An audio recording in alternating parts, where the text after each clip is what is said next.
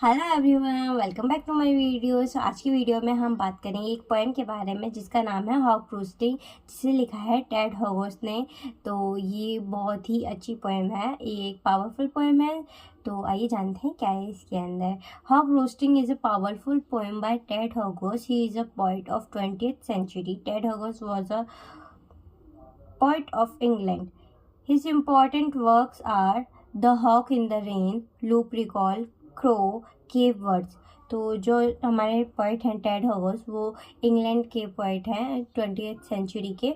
इनकी जो important work हैं, यानी कि जो उन्होंने लिखे हैं इम्पोर्टेंट, वो हैं the hawk in the rain, Lupercal, crow, cave birds, है ना। So hawk roosting is a monologue. अब मोनोलॉग क्या होता है? मोनोलॉग में एक स्पीकर होता है जो कि वही बोलता है, और एक साइलेंट होता है, मतलब जो एक लिसनर होता है जो कुछ नहीं बोलता है। So basically this is the monologue. So इस hawk roosting is a monologue spoken by a hoc.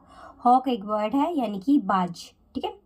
He sit in the woods, his eyes are closed. In other words, he has no mercy. So जो हमारा बाज यानी जो bird है, वो एक चट्टान के ऊपर बैठा है अपनी आंखें बंद करके। वो सो नहीं रहा है। He is just लाइक वो सोच रहा है कि किस तरीके से वो अपने शिकार को करेगा, परफेक्ट तरीके से किस तरीके से उसे किल करेगा। So other words, he has no mercy. उसके अंदर कोई दया का भाव नहीं है। हम यहाँ पर ही इसलिए यूज़ कर रहे हैं क्योंकि यहाँ पर जो बर्ड है हॉक बाज, उसको हम एक पर्सन की तरह दिखाया गया है, इसलिए हम यहाँ पर उसको ही की तरह यूज़ कर रहे हैं। So the hawk rehearses perfect killing. वो वहाँ चट्टान के ऊपर बैठ के अपनी आंखें बंद करके अपने शिकार को किस तरीके से उसे ख़त्म करना है उसकी प्रैक्टिस करता है। In hawk, the hawk has many advantage of. उसके पास बहुत सारे एडवांटेज हैं। वो क्या क्या हैं? जैसे कि जो पेड़ हैं वो काफ़ी ऊंचे हैं, हवा जो है वो उसको बैलेंस देती है, that trees are high, the air gives balance, the rays of sun gives light। यानी जो सूर्य की किरणें हैं वो उसको लाइट देती हैं। तो ये सारी चीज़ें उसको लाइक अपने शिकार को किल करने में उसके एडवांटेज हैं।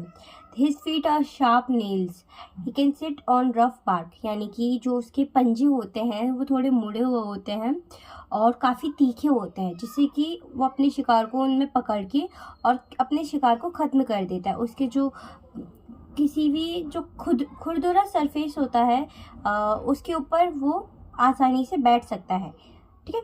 सो he kills where he pleases, everything is his and body simple in manners are. यानी कि इसके अंदर है कि जो हमारा बाज है वो किसी को भी कहीं पर भी ख़त्म कर सकता है, क्योंकि उसे लगता है कि सब कुछ मेरा है।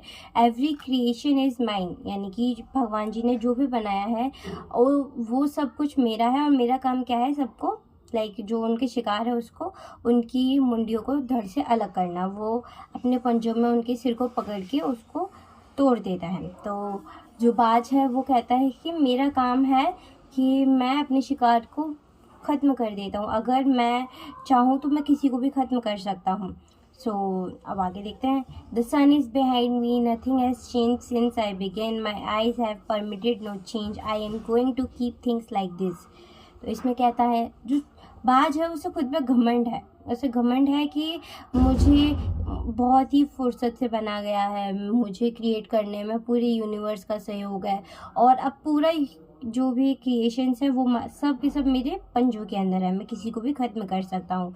यानी कि जो सूरज है वो भी मेरे पीछे है, वो भी मेरी हेल्प करता है लाइट देके। So nothing has change. जब से मैं पैदा हुआ हूँ कुछ भी बदला नहीं है। क्यों? क्योंकि मैंने खुद ने किसी भी चीज़ को बदलने की अनुमति नहीं दी है। My eyes have permitted no change, मतलब मेरी आँखों ने किसी भी परिवर्तन के लिए अनुमति नहीं दी है। I am going to keep things like this. यानी कि जो चीज़ें जैसी हैं मैं उनको वैसे ही रहने दूंगा।